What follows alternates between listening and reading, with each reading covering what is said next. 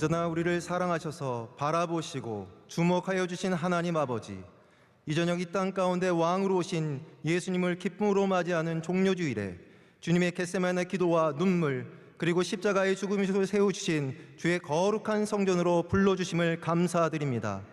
보아스의 밭과 같은 성전에서 주의 긍휼하심과 자비와 위로를 경험하게 하여 주시고, 위기의 시대에 언제나 변치 않는 성도의 삶을 살아가며 한문화에 담긴 영적 비밀을 깨닫는 복된 일꾼 되게 하여 주옵소서. 코로나로 인해 전 세계가 엘리야 시대의 흉년을 겪고 있습니다. 그러나 엘리야 시대에도 주님께서 사렙과 과부를 통해 은혜를 베풀어 주셨듯이 우리의 삶 가운데도 예비하신 은혜를 경험케 하여 주시고, 어둠이 가득한 시대에 항상 기도하며 성령의 인도하심으로 걸어가는 성도 되게 하여 주옵소서. 이번 한 주 주님의 사람을 깊이 묵상하는 고난주간입니다. 십자가를 바라보며 묵상하는 가운데 주님의 고난과 죽으심 안에 담긴 신비와 놀라우신 은혜를 깨닫게 하여 주옵소서.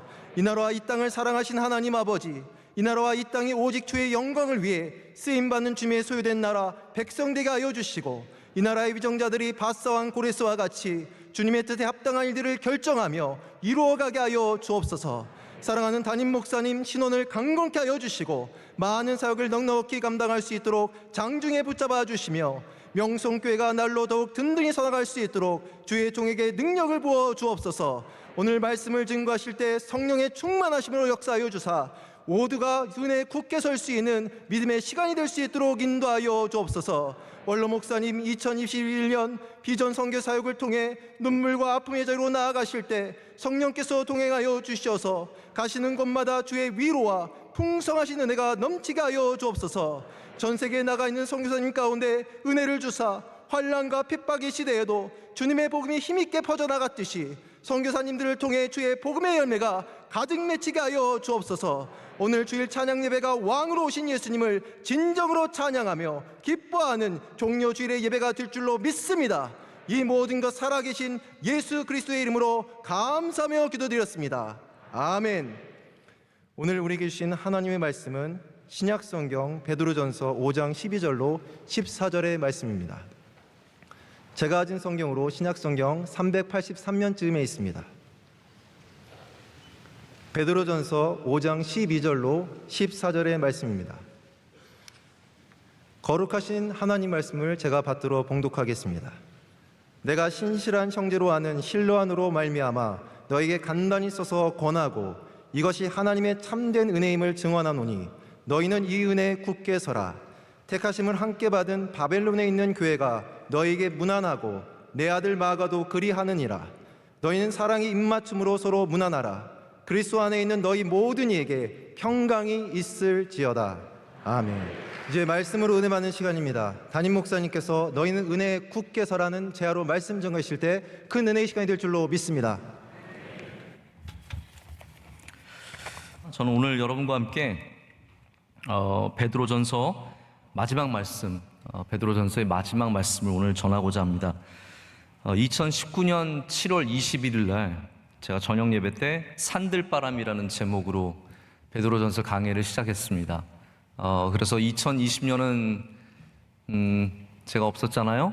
그래서 1년 동안 말씀을 못 전하고 다시 올해 들어와서 말씀을 전하기 시작해서 따져보니까 약 반년 조금 넘게 베드로전서의 말씀으로 주일 저녁에 은혜를 나눈 것 같습니다. 이 모든 것이 하나님의 은혜인 줄로 믿습니다. 저는 설교자로서 어떠한 말씀을 강해를 할 것인가 굉장히 고민을 많이 합니다. 그냥 제가 잘하는 것, 제가 좋아하는 것, 제가 아는 것을 넘어서서 우리 교회가 들어야 할 하나님의 말씀이 무엇인가를 고민을 하고, 그 가운데 베드로전서를 저는 저와 아무 상관이 없는, 베드로는 제가 별로 생각도 많이 안 해봤고 신약 성경에서도 이렇게 주목을 많이 받는 성경은 아닌데 말씀을 나누게 되었는데, 제가 이 말씀을 강의하면서 은혜를 참 많이 받았습니다. 역시 하나님의 말씀은 하나도 버릴 게 없고요, 하나님의 말씀은 그 말씀 자체로서 능력이 있습니다. 제가 어떤 해석을 붙여서가 아니라, 우리가 이것을 대단한 깨달음으로 알아내서가 아니라 하나님의 말씀이 능력이 있습니다. 여러분, 그 사실을 절대로 잊지 마시길 바랍니다. 어떠한 설교자가 말하든 어떠한 예화가 나오든 어떻게 풀어가든 간에 하나님의 말씀의 능력이 있기 때문에 우리가 거기서 은혜를 얻는 것이지, 그 나머지는 조금 좋고 조금 나쁘고의 정도입니다. 이렇게 귀한 은혜를 나눌 수 있어서 너무 감사하고, 다음에는 제가 베드로 후서를 할지 아니면 다른 본문을 하게 될지 모르겠는데, 오늘 어쨌든 말씀을 맺고 고린도 전서와는 다르게 제가 따로 정리를 하지는 않겠습니다. 다만 제가 처음 드렸던 말씀 여러분 기억하실지 모르겠는데요, 산들바람이라는 제목으로 말씀드릴 때 우리 베드로에 대한 이야기를 잠깐 나눴습니다. 다시 한번 제가 베드로를 여러분께 좀 리마인드 시켜드릴게요. 어떤 사람이 베드로였느냐. 제가 오늘 3부 예배 들어오기 전에 잠시 이렇게 서재를 보다가 원로 목사님이 쭉 쓰신 책들을 한번 보게 되었어요. 그러다가 사도행전이라고 되어 있는 제목의 책을 제가 굉장히 궁금해서 이렇게 읽었는데, 원로 목사님의 하신 말씀이 굉장히 가슴에 와닿았어요. 그게 뭐냐면 복음서에 나오는 제자들과 사도행전에 나오는 제자들이 너무 다르다는 거예요. 그래서 복음서에 머물러 있으면, 그 말이 이제 복음서를 사도행전에 비해서 부족하다는 그런 복음서와 사도행전의 비교가 아니라 바로 시대의 비교죠. 성령을 받지 아니하면 절대로 우리가 주님의 일을 감당할 수 없다는 말씀이셨어요. 제가 거기 굉장히 많은 도전을 받았거든요. 이 베드로의 바람이 바뀝니다. 원래 베드로는 여러분 어떠한 사람이었습니까? 그는 칼을 휘두를 수 있을 정도로 거친 사람이었어요. 우리가 여러분 칼을 집에서 쓰지만 누구에게 칼을 들이민다는 것은 전혀 다른 차원의 이야기거든요. 웬만한 성정을 가진 사람은 사람에게 칼을 휘두를 수 없습니다. 그런데 베드로는 말고의 귀를 잘랐잖아요. 휘두른 정도가 아니라 귀를 잘랐잖아요. 되게 나쁜 놈이에요. 알고 보면 굉장히 문제가 있는 사람이에요. 칼을 휘둘 만한 열정적인 태풍 같은 사람이었어요. 베드로가 원래 그런 사람이었다는 거죠. 예수님의 말씀에 저 거친 풍랑 사이에 있는 물로 뛰어들 수 있는 그런 태풍 같은 사람이었어요. 아무 사람 나서지 않아도 확신에 차서 주는 그리스도시요 살아계신 하나님의 아들이십니다 라고 고백할 수 있는 굉장한 태풍 같은 믿음을 가진 사람이었어요. 얼마나 화끈합니까? 멋집니까? 그러나 그 모든 것이 아무것도 아니었다는 것을 우리는 십자가의 사건을 통해서 배우게 됩니다. 예수님이 막상 예루살렘에서 잡히시게 될 때 베드로는 그 어린 소녀 앞에서 예수님을 3번이나 부인했고 도망쳤고, 모든 면에서 그가 가졌던 태풍의 모습은 온데간데 없고 정말 보잘것없는 그 어부 하나가 거기서 불쌍하게 예루살렘에 앉아 있었죠. 하지만 성령께서 그에게 임하셨습니다. 예수님을 만나고 성령이 임해서 베드로는 다시 예루살렘에 가서 복음을 전파하고 세례를 주고 한꺼번에 3,000명이 넘는 사람들이 주님께로 돌아온 놀라운 역사가 있는 그런 사람으로 바뀌었다는 거죠. 그래서 이걸 바람으로 따지자면 태풍에서 산들바람으로 바뀌었다고 말씀을 드렸습니다. 태풍은 임팩트가 있는 인생입니다. 여러분 태풍에 한번 불어보십시오. 우리나라는 태풍을 맞잖아요. 차가 뒤집어지고 전봇대가 쓰러지고 나무들이 밖에 나가보면은 멀쩡했던 나무가 쓰러져서 산산조각이 나 있고, 집에 막 문들이 깨지고 창문이 깨지고, 그런 일들이 정말로 태풍 하나로서 어마어마한 피해를 얻게 되는 일들이 있습니다. 베드로는 그런 태풍 같은 사람이었습니다. 그런데 태풍은 세고 임팩트가 있는데 우리에게 도움이 되지 않습니다. 하나님의 사역에 태풍은 도움이 되지 않는 거예요. 오히려 산들바람은 아무것도 아닌 것 같지만 정말 우리에게 힘이 되고 도움이 되는 건 산들바람이라는 거죠. 이 산들바람은 씨앗을 나릅니다. 우리 정말 주님의 일을 열심히 섬기는 우리들 이마로 날아와서 우리 이마를 식혀주고 등에 땀난 것을 식혀주고, 할렐루야, 우리의 마음을 위로하는 산들바람. 이제 봄바람 불면 또 마음 싱숭생숭해지실 텐데요, 봄바람 아닙니다. 산들바람입니다. 또 우리가 열에 막 달아오른 우리의 열기를 낮춰주고 겸손하게 하는, 그리고 어머니들이 젖은 빨래 널었을 때 태풍은 그 빨래를 가져가 버리지만 산들바람은 불어서 그것을 말려서 깨끗하게 해주는 은혜가 있는 바람이죠.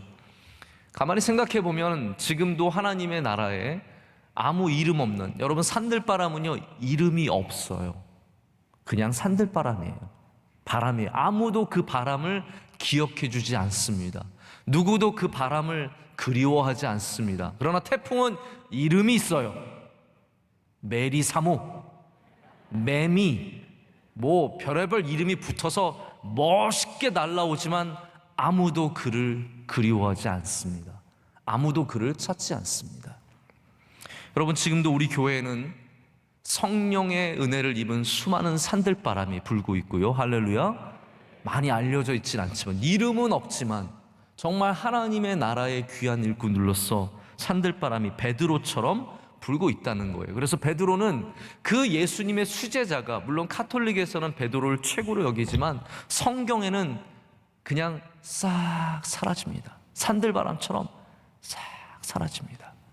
별로 이름도 남지 않았습니다. 베드로 전서 후서 우리가 알고는 있지만 베드로 전서 후서를 누가 설교합니까? 누가 많이 이야기합니까? 별로 이야기하지도 않는 베드로 전서 후서를 남기고 베드로는 싹 사라졌지만, 우리는 오늘 베드로 전서의 말씀을 통해서 이렇게 고난과 환난과 고통 중에 있는 수많은 교인들이 바로 하나님의 은혜를 되찾게 되는, 그런 은혜를 다시 받게 되는 줄로 믿습니다. 오늘 말씀에는 베드로 전서의 목적과 마지막 평안의 인사가 담겨 있습니다. 베드로가 오늘 동역자들과 함께 마지막 인사를, 맺는 인사를 하죠. 근데 이 말씀에는 왜 베드로 전서를 썼는지에 대한 목적을 분명히 적고 있습니다. 여러분, 성경을 보면서 항상 어떠한 목적이 있는지를 봐야 합니다. 왜 제가 어저께도 사무엘상의 말씀을 전하면서 다윗과 요나단의 만남의 목적이 절대로 우정이 깊어지는 게 아니라고 말씀을 드렸죠. 이 십광야 수풀에 있는, 호레스에 있는 이 다윗에게 요나단이 찾아왔는데, 그것을 기술하는 사무엘상의 저자는 이 두 사람의 우정이 얼마나 애절한가에 그걸 초점을 맞추지 않습니다. 이 요나단이 전해주는 믿음의 말을 통해서 다윗이 힘 있는 신뢰, 힘있게 여호와를 의지하는 것에 초점이 있다는 거죠. 그래서 우리가 항상 초점을 알아야 되는데, 베드로전서의 초점은 분명합니다. 베드로가 드러나는 거 그 초점이 아닙니다. 그래서 우리가 베드로를 아무리 이야기를 해도요, 오늘의 결론과 마찬가지입니다. 하나님의 은혜를 받아야 합니다. 이게 초점이에요. 베드로의 수많은 사람들이 등장할 수도 있고 신학적인 내용도 들어갈 수 있지만, 가장 중요한 것은 뭐냐면 이 고난의 시대에, 이 환난의 시대에 우리가 하나님의 은혜를 붙잡아야 된다라는 거예요. 그거 없이는 절대로 이것을 이겨낼 수 없고, 나의 수양과 나의 노력과 내가 갖고 있는 성품과 능력만으로 절대로 이것을 넘어설 수 없다는 거죠. 고난의 시대에 믿음을 굳게 하는 것, 은혜를 굳게 붙잡는 것, 이것만이 우리 성도가 반드시 가져야 하는 자세라는 것입니다. 여러분에게도 그런 은혜가 있기를 축복합니다. 이 편지를 받는 대상은 기억하실지 모르겠지만 1장 1절로 돌아가면 이렇게 시작합니다. 예수 그리스도의 사도 베드로는 본도, 갈라디아, 갑바도키아, 아시아와 비두니아에 흩어진 나그네, 곧 하나님 아버지의 미리 아심을 따라 이렇게 나그네들, 바로 이 많은 지역, 방대한 지역에서 흩어져서 생활하는 수많은 그리스도인들에게 보내는 편지예요. 저는 본도라 그래서 본토 그런 건 줄 알고 이거는 예루살렘을 말하는가 했더니 그게 아니라 이거는 폰투스라고 하는 또 다른 섬인 것 같아요. 그런 지역인 것 같아요. 이런 지역에 수많은 그리스도인들이 살고 있는데, 거기 고난 속에 있는 바로 그 그리스도인들에게 전해주는 말의 결론이 무엇입니까? 아까 말씀드린 대로 오직 은혜 위에 굳게 서라. 저도 여러분에게 똑같은 말씀을 드리고 싶습니다. 오직 은혜 위에 굳게 서십시오. 은혜를 받으면, 정말 하나님의 은혜를 경험하면, 영원토록 흔들리지 않는 하나님의 은혜를 경험하면 우리는 무엇이든 이겨낼 수 있습니다.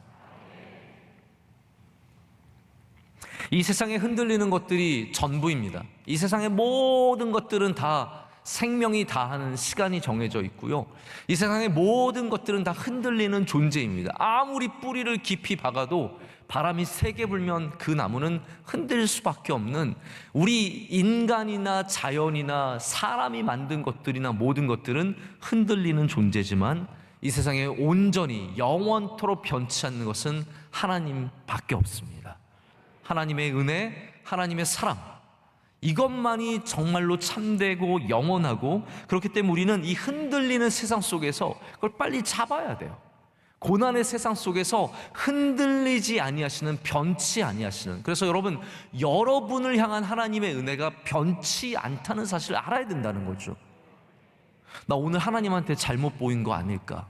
나 오늘 요거 잘못한 것 같은데 하나님이 나를 내치시지 않을까? 여러분, 여러분이 생각하는 것보다, 우리가 생각하는 것보다 하나님은 훨씬 더 은혜가 많으십니다. 우리가 생각하는 것보다 하나님의 사랑은 훨씬 더 크십니다. 우리는 용서 못하죠. 그러나 하나님은 용서하실 수 있습니다. 우리는 저 사람은 은혜 주기 싫어요. 여러분, 은혜도 우리는 사람 봐가면서 줍니다. 저 사람은 받을 만한 사람, 저 사람은 받으면 안 되는 사람, 맨날 받고 딴짓하고 지는 돈 막 쓰면서 또 돈 손 벌리는 사람, 우리는 주기 싫어요. 그러나 하나님은 그러한 사람에게도 은혜를 베푸시는, 은혜가 한이 없으신, 흔들리지 아니하시는 은혜를 가지신 분이라는 겁니다. 그 이미 보여주신 하나님의 은혜의 그 본질이 무엇입니까? 바로 우리가 고난 주간에 정말로 묵상해야 할 십자가입니다. 십자가는 바로 변치 않는 크신 하나님의 은혜를 보여주는, 이미 우리에게 보여주신 은혜입니다. 자, 우리가 오늘 받는 은혜도 있습니다. 할렐루야. 자, 내일 받을 은혜도 있어요. 근데 성도들이 정말로 기억해야 하는 은혜는요, 이미 받은 은혜입니다. 이걸 여러분이 좀 꼭 아셨으면 좋겠어요. 많은 분들이 오늘 하나님이 내게 주시지 않는 은혜에 대해서 불만을 가질 수 있고, 또 앞으로 받지 못할 것들에 대해서 불평할 수 있는데요, 하나님은 이미 우리에게 은혜를 보여주셨습니다. 우리는 그 은혜를 받은 사람으로서 이미 살고 있는 거거든요. 이 십자가의 은혜, 예수 그리스도의 은혜는 이미 우리에게 부어주신 은혜예요. 그래서 그것을 붙잡고 거기 위에 굳게 서는 것이 바로 오늘 말씀의 하나님의 참된 은혜, 바로 너희는 이 은혜에 굳게 서라는 말씀의 핵심입니다. 베드로전서에 제가 굉장히 관심 있게 봤던 단어 중에 하나가 나그네예요. 나그네. 여러분께서 1장을 보셔도 나그네라는 단어가 나오고, 아마 예수님께서 나그네라는 단어를 종종 사용하셨기 때문에 베드로도 이 나그네라는 말을 쓰는 것 같아요. 나그네에게 여러분 정말로 필요한 게 무엇입니까? 누군가가 베풀어주는 물 한 잔, 누군가가 불러서 앉으라고 하고 내놓는 밥 한 그릇. 여러분, 그게 뭡니까? 은혜잖아요. 우리 모든 인간은 이 땅에 잠깐 머물렀다 가는 나그네입니다.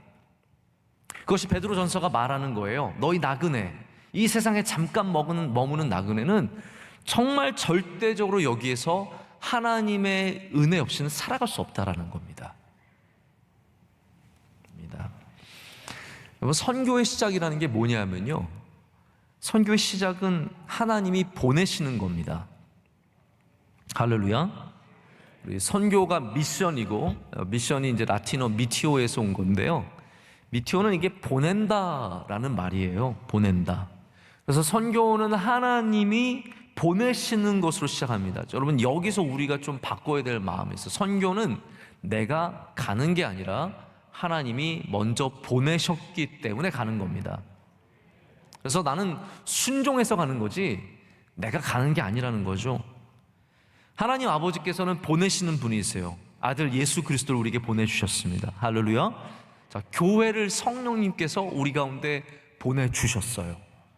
그래서 우리 가운데 보내시는 것을 하시는 것이 하나님의 바로 일이시고, 우리 교회는 또 성령님의 능력에 힘입어서 바로 세상으로, 저 예수님을 믿지 않는 곳으로 하나님의 백성들을 보내서 그곳에서 교회를 세우고 복음을 전하게 하고 하나님의 기뻐하시는 일들을 하게 하는 것이죠.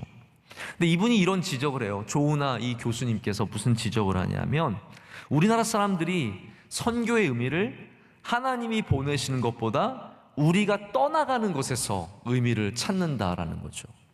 근데 아브라함에 대해서도 여러분 그런 오해가 있지 않습니까?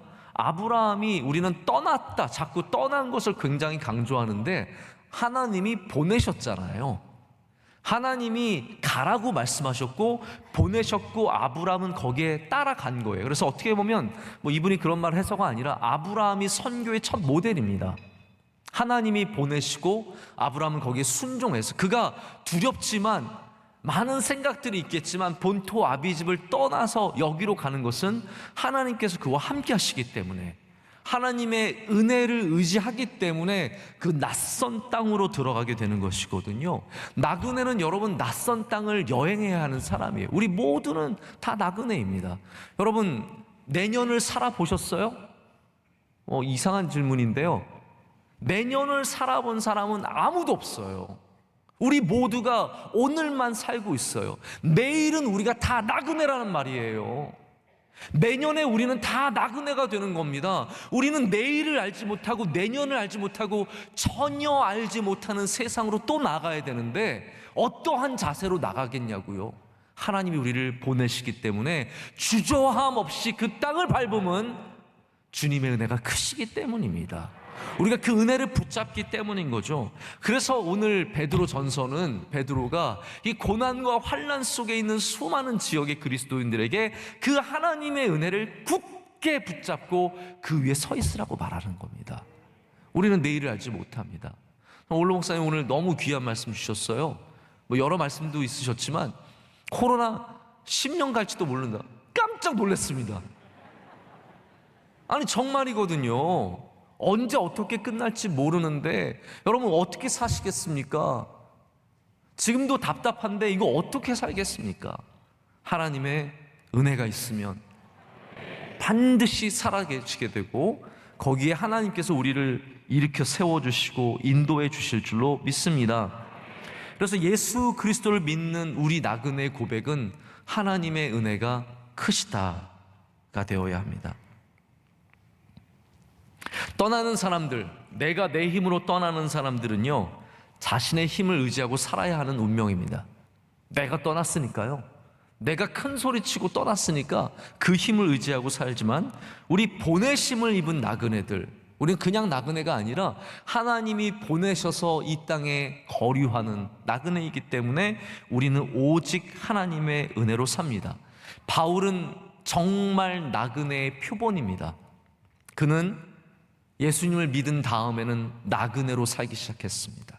그 어떤 것에도 얽매이지 않고 교회가 크다고 얽매이지 않고 사람들이 박수 쳐준다고 얽매이지 않고 어느 것에도 얽매이지 않고 오직 예수 그리스도의 복음을 쫓아서 이 세상에 복음을 전하기 위해서 나그네의 삶을 살았는데 그 삶을 주님께서 날마다 기적같이 인도해 주셨습니다. 그래서 그가 은혜를 나눴잖아요. 우리 고린도전서 15장 10절의 말씀 기억하십니까? 그러나 내가 나된 것은 하나님의 은혜로 된 것이니 내게 주신 그의 은혜가 헛되지 아니하여 내가 모든 사도보다 더 많이 수고하였으나 내가 한 것이 아니요 오직 나와 함께 하신 하나님의 은혜로라. 오직 나와 함께 하신 하나님의 은혜로라.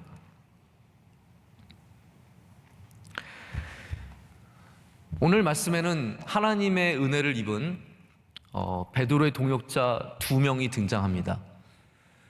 바로 실와노와 그리고 나중에 등장하는 마가, 이 두 사람입니다. 제가 낮 예배 때는 이러한 성경의 인물들을 좀 여러분께 자세히 소개할 수 있는 여유가 없습니다. 그리고 가능하면은 그런 어려운 얘기는 좀 안 하려고 하는데요. 우리 저녁 예배니까 여기 나오신 분들은 그래도 신앙적으로는 다 성숙한 분들이고 교회도 다니셔서 어느 정도 성경에 대한 지식이 있으실 것 같아서 제가 좀 편하게 얘기하겠습니다. 실로아노 다 아시죠? 그렇죠?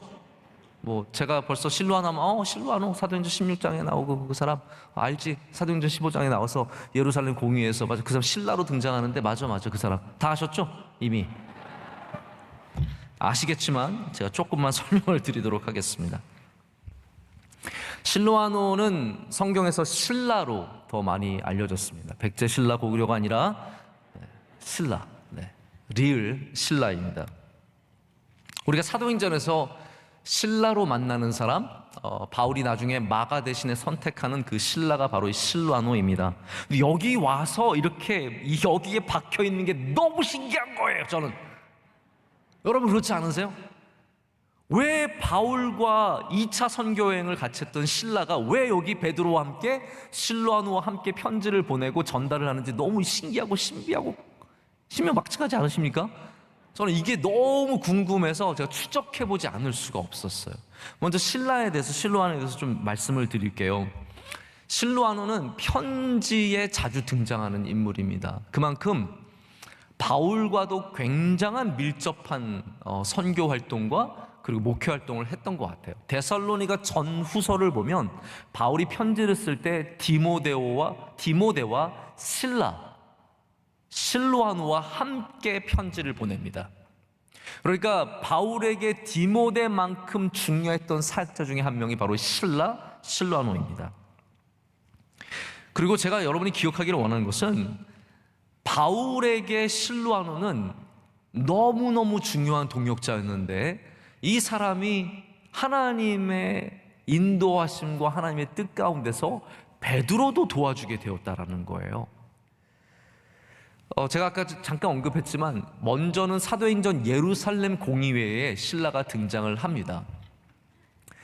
예루살렘 공의회는 여러분 아시겠지만 안디옥 교회가 이제 성장을 하면서 이방인들이 복음을 접하게 되는 그런 많은 일들이 있으니까 이 야고보를 비롯한 예루살렘에 있는 교회 지도자들이 모여서 이 문제에 대해서 토의를 한 겁니다. 그때 성령께서 임하셔서 이들 가운데 임재해 주셔서 이방인의 선교의 길을 터준 것이, 문을 열어준 것이 예루살렘 공의회 아닙니까? 근데 이 예루살렘 공의회의 문서를, 이 결정문을 갖고 안디옥 교회로 간 사람이 누구냐고요? 신라라고요. 그 많은 교회 지도자들이 있었는데 하나님께서는 예루살렘에 이 정말 하나님의 사역에 쓸만한 사역자 실로아노를 고르셔서 그 문서와 그 소식을 갖고 안디옥 교회로 가서 바울과 바나바에게 그 소식을 전하게 됩니다. 그만큼 예루살렘 교회에서 이미 인정을 받은 사람이고 중요한 역할을 하게 되는 사람이죠. 또 신라의 사람 됨됨이를 알게 되는 계기가 있어요. 물론 나중에 이제 사도행전 뒤를 보면은 함께 바울과 감옥에 갇혔다가 거기서 기도하고 찬양하면서 옥문이 흔들리고 열려서 나오는 그런 기적도 신라가 굉장히 경험하고 놀라운 사람인데 이게 중요하죠. 1차 전도 여행을 마쳤을 때 바울과 바나바가 심히 다투어서 헤어지게 되었습니다. 그때 이제 한 몫을 한 사람이 마가 때문이에요. 마가 하나를 어떻게 하느냐의 문제를 갖고 이 귀한 두 사람이 결국은 헤어지게 됐어요. 이 헤어짐도 하나님께서 나중에 귀하게 쓰시죠. 그래서 마가랑 바나바는 구브로로 갔어요. 지금의 사이프러스로 가서 거기서 바나바는 평생에 거기서 목회를 하고 마가의 이야기는 사라지거든요, 나중에. 근데 놀랍게도 마가도 제가 좀 이따 설명을 드리겠지만 마가도 여기 또 등장을 해요. 제가 오늘 여기 이 베드로전서 5장 뒷부분을 보면서 막 소름이 끼쳤어요. 그 신라와 그 마가가 베드로의 글에서 나타날 줄은 정말 상상도 못했거든요. 근데 하나님의 역사하시는 방법들이 이러한 은혜가 있어요. 하나님은 이걸 아시죠? 하나님은 사람을 버리지 아니하십니다. 하나님은 절대로 쉽게 사람을 버리지 아니하십니다. 우리는 사람을 쉽게 버립니다. 쉽게 포기합니다. 근데 하나님은 절대로 쉽게 사람을 포기하지 않으십니다. 그래서 마가도 제가 마가를 봤을 때는 어이가 없죠. 가다가 산이 높다고 난 못 가겠노라고 얘기하고 이 부잣집 아들이 모든 면에서 마음에 안 들어요. 바울 보면 볼수록 고생 다 한 바울은 그게 못 견디겠는 거예요. 그래서 결국은 헤어지잖아요. 그때 바울이 택한 사람이 누구냐? 성경에 그렇게 되어 있어요. 마가를 버리고 마가와 헤어지고 2차 선교행을 갈 때 택한 사람이 바로 신라입니다. 그만큼 신라는 모든 면에서 본이 되는 사람이었다는 거예요. 마가 대신에 신라라는 말은 마가는 못하는 일들을 신라는 할 거라고 바울이 분명히 믿었기 때문 아니겠습니까? 마가는 저기 어려운데 안 가겠지만 신라는 어려운데 간다라는 거예요. 그러한 신뢰가 있었기 때문에 신라를 택해서 갑니다. 이렇게 편지에 자주 등장하고 성경에 자주 등장하면서 바울의 귀한 사역을 편지 쓰고 목회를 하고 전도하고 선교하는 일들의 모든 일들에 쓰임을 받습니다. 자, 그런데 제가 말씀드렸듯이 이제 그 신라가 베드로의 편지에 등장하게 됩니다. 보통 우리가 편리를 위해서 바울은 이방인의 사도라고 하고요, 베드로는 할례 받은 자들의 사도라고 얘기를 합니다. 유대인들의 사도라는 뜻이죠. 그러면 신라는 지금까지 이방인의 사도와 평생을 함께 사역을 했잖아요. 근데 그가 어떻게 바울의 영역에 바울과 정말 아버지 아들처럼 함께 사역하던 신라가 어떻게 이렇게 베드로에게 넘어올 수 있게 되겠습니까? 어떤 사람들은 이제 신라가 바울이 순교한 뒤에 베드로와 같이 로마, 여러분 아시겠지만 베드로도 나중에 로마에 있거든요.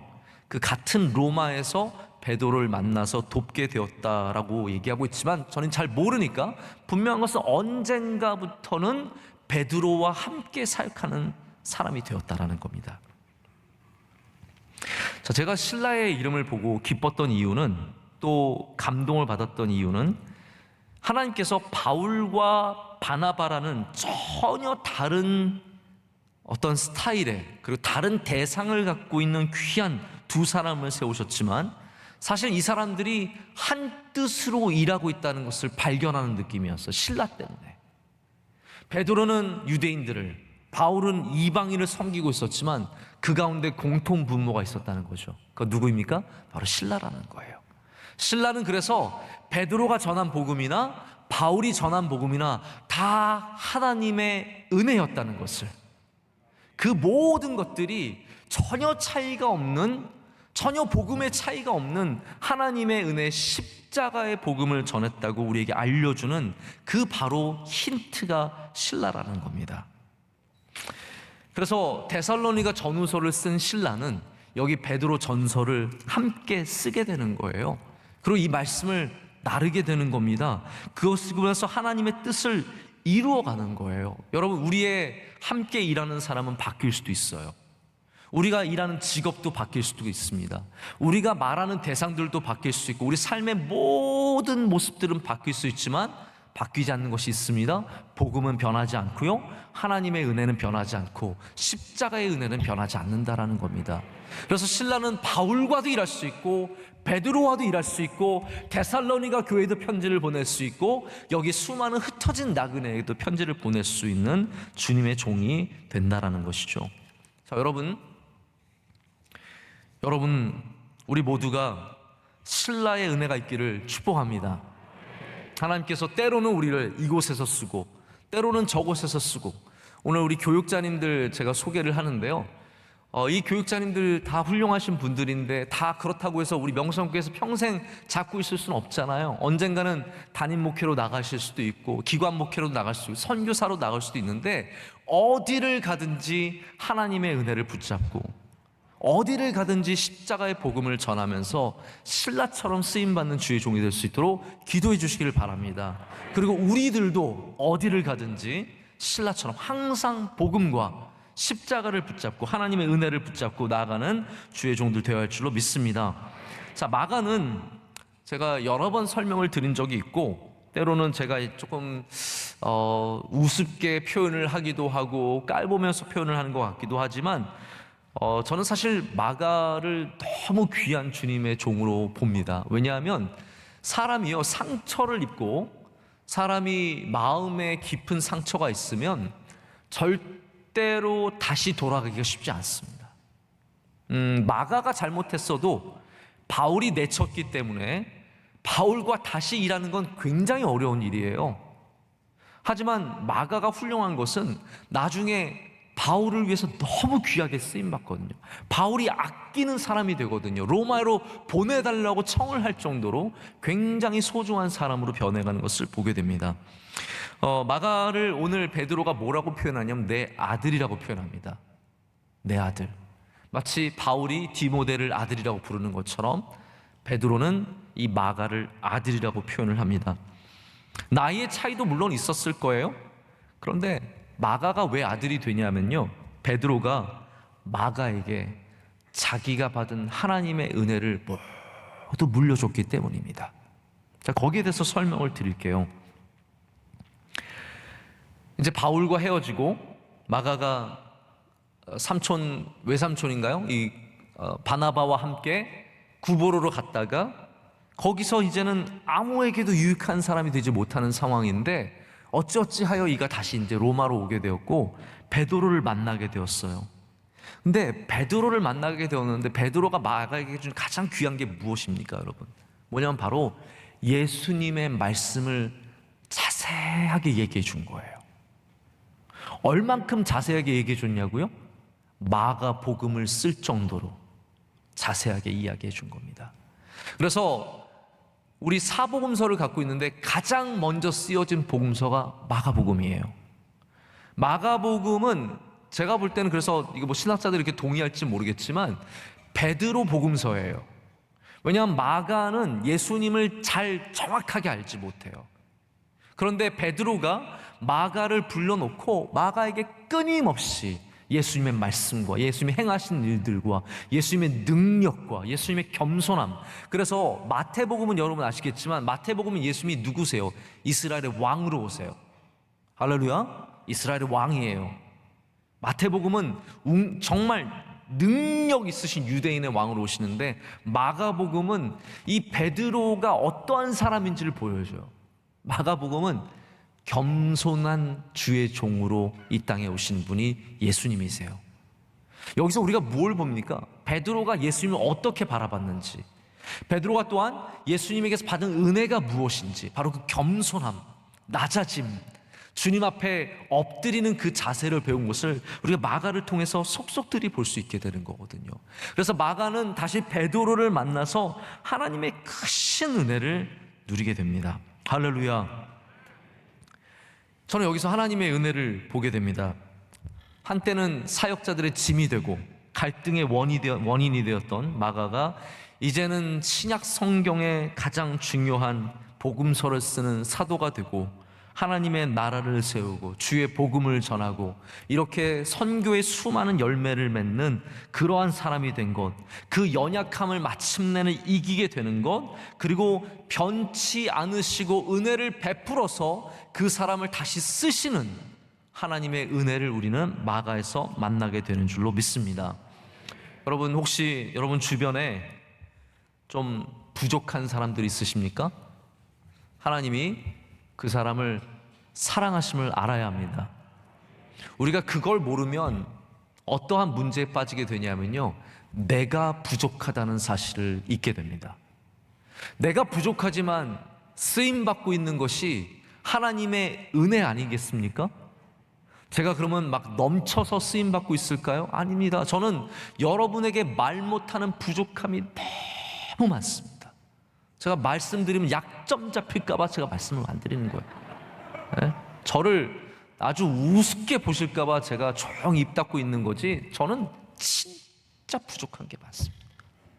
형편없이 부족한 게, 그냥 그렇게 알고 계세요.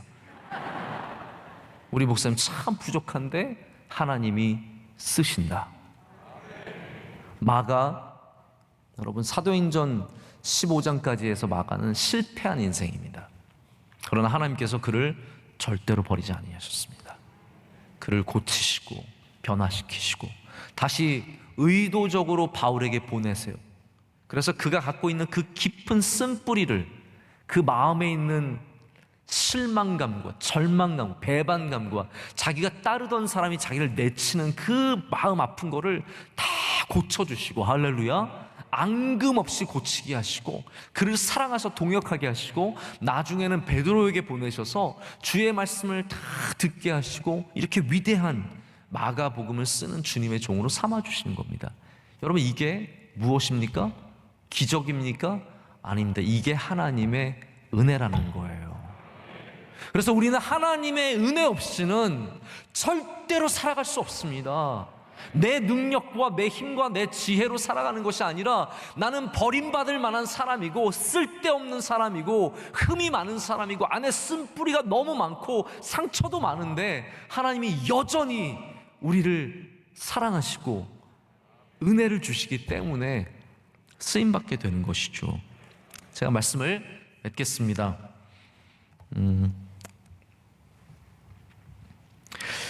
오늘 베드로가 바벨론에 있는 교회가 너에게 무난하고 라고 적고 있습니다. 이 바벨론에 있는 교회는 베드로가 머물고 있는 로마죠. 그리고 베드로는 나중에 로마에서 순교를 하게 됩니다. 로마에 있는 교회에서 바로 베드로가 교인들과 함께 이 수많은 흩어진 나그네를 위해서 인사를 전하고 있습니다. 이것이 바로 교회의 어떻게 보면 현 시대의 정의와 똑같습니다. 로마에 있는 교회라고 하지 않고 바벨론에 있는 교회라고. 그래서 실제로 어떤 사람들은 베드로가 바벨론에서 교회를 세우고 사역을 했다라고 주장하시는 분들도 있는데 사실은 그렇지 않습니다. 바벨론은 요한계시록에서도 끊임없이 바로 이 세상, 이 시대, 모든 시대가 바벨론이라는 사실을 여러분 아셔야 되고 이 세상은 바벨론이라는 사실을 아셔야 돼요. 근데 그 바벨론은 저주받은 바벨론이 아니라 하나님이 이처럼 세상을 사랑하시는 바로 그 사랑하시는 세상이 변화되어야 할 세상입니다. 바벨론은 우상의 신앙을 갖고 있는 나라예요. 그러한 시대입니다.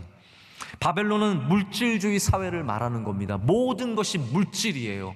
물질로 이야기하고 물질로 사람을 누르고 물질로 승리하는 물질주의 만연의 사회이며 욕망과 쾌락의 문화가 있는 곳이 바벨론입니다. 그래서 오늘 우리도 사실은 바벨론에 있는 교회에 있는 사람들입니다. 여러분, 바벨론의 교회로 있는 우리들, 이 세상, 이 험한 세상, 교인은 오늘 뭐라고 말씀하셨어요? 교인은 뭐라고요? 교인이다. 따라하겠습니다. 교인은 교인이다. 성도는 성도다. 여기 있으나 저기 있으나 천년 전이나 지금이나 여러분 다 똑같다라는 거예요. 그래서 이 베드로 전서의 말씀은 저는 오늘 너무 감사한 것이 올로 목사님이 제 설교 준비해 주신 거예요. 그 말씀을 통해서 오늘 말씀의 결론을 준비시켜 주셨어요. 너무 감사합니다. 여러분, 이 시대 2000년 전의 교회나 지금 교회나 똑같은 모습이라는 거예요. 그러면 우리 교인들은 어떻게 살아야겠습니까? 이때의 모습과 똑같이 살아야 돼요. 2000년이 지나서 약이 아무리 발달을 하고 그리고 이 세상에 물질이 아무리 늘어나고 생활이 아무리 편해져도 우리는 무엇으로 살아야 합니까? 하나님의 은혜로. 하나님의 은혜로. 따라하겠습니다. 하나님의 은혜로. 우리는 평생에 하나님의 은혜를 붙잡고 하나님의 은혜가 아니면 안 됩니다. 외치세요. 기도하세요. 하나님, 저는 하나님의 은혜 없이는 못 삽니다. 아무것도 할 수 없습니다. 저는 다시 구부로로 돌아가야 하는 인생입니다. 저를 제발 부르셔서 주님의 뜻에 사용해달라고 구할 때 우리가 이 험한 이 땅에서 나그네의 삶을 반드시 완주하며 우리 주님 부르시는 그날까지 이 땅에서 하나님의 영광을 드러내는 귀한 주의 백성들 될 줄로 믿습니다. 우리 함께 아까 불렀던 찬양 다시 한번 하겠습니다. 하나님의 은혜 찬양하시겠습니다.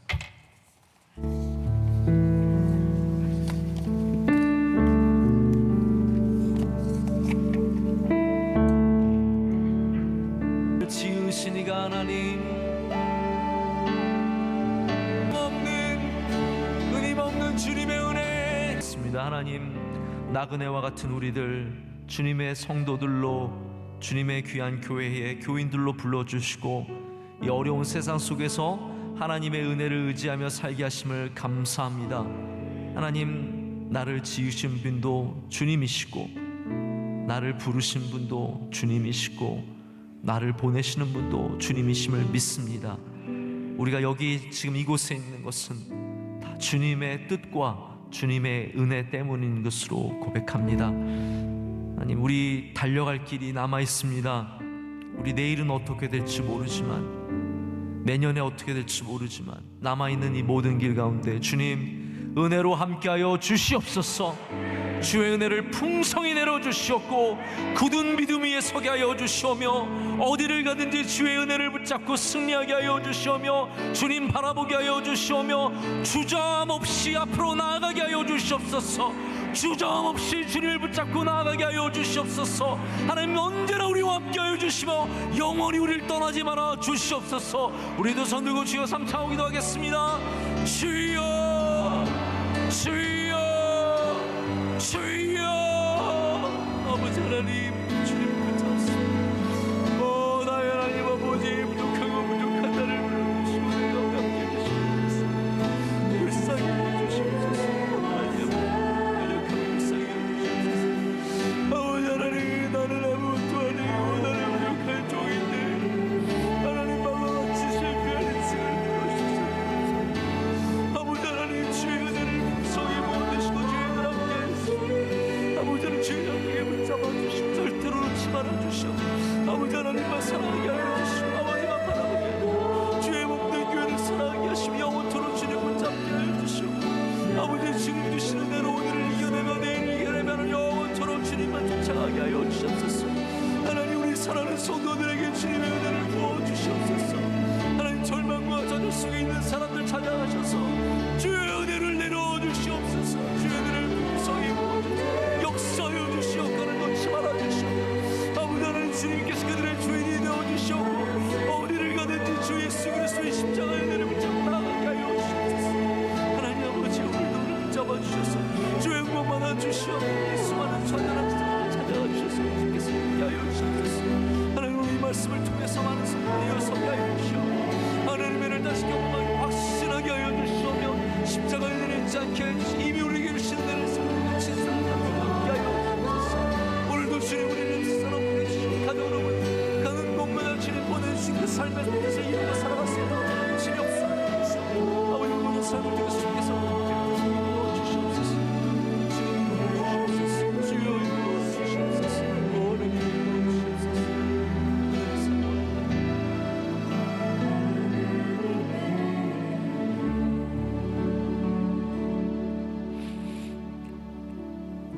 은혜의 하나님 아버지, 하나님 우리는 주님의 은혜 없이는 살아갈 수가 없습니다. 나그네와 같은 우리들, 마가처럼 인생의 쓴맛을 본 우리들, 주님의 은혜 없이는 다시 일어설 수 없습니다. 오늘도 주님 앞에 와서 엎드릴 때 주여 우리에게 찾아오셔서 모든 한 명 한 명에게 주의 은혜를 부어 주시옵소서. 은혜 없이 돌아가는 사람 없게 하여 주시옵고 은혜의 확신을 갖게 하여 주시오며 그 은혜가 우리 삶 가운데 힘이 되고 능력이 되고 방향이 되어서 다시 일어나 로마로 가서 바울과 베드로를 돕는 마가처럼 신라처럼 주님께 다 쓰임받는 종들이 되게 하여 주시옵소서. 하나님 아버지, 어려운 인생 가운데 주님 은혜를 베풀어 주시옵소서. 병과 싸우고 있는 주의 사랑하는 연약한 종들 은혜를 베풀어 주시옵소서. 자녀의 어려움으로 고통 중에 있는 가정들 은혜를 베풀어 주시옵소서. 경제적인 어려움으로 좌절하 있는 주의 사랑하는 많은 성도들 은혜를 베풀어 주시옵소서. 영원토록 성도된 자세로 기도하게 하시고 예배 붙잡게 하시고 교회를 꼭 붙잡게 하셔서 그 은혜의 밭을 떠나지 않게 하여 주시오며 반드시 우리는 이곳에서 주님의 은혜를 만나게 될 줄로 믿습니다. 반드시 여기서 십자가 붙잡고 승리할 줄로 믿습니다. 하나님, 바벨론에 있는 교회, 우리 명성교회 은혜를 내려주시옵고 하나님의 은혜가 넘치는 교회가 되어서 만나는 사람들마다 은혜를 나누게 하여 주시오며 예배 때마다 은혜가 넘쳐나게 하여 주시오며 하나님 성도의 교제 가운데 하나님 모든 주의 사랑하시는 성도들 가운데 은혜로서 임하여 주시옵소서. 모든 것을 감사드리며 우리에게 은혜를 베풀어 주신 예수님의 이름으로 기도드립니다. 아멘.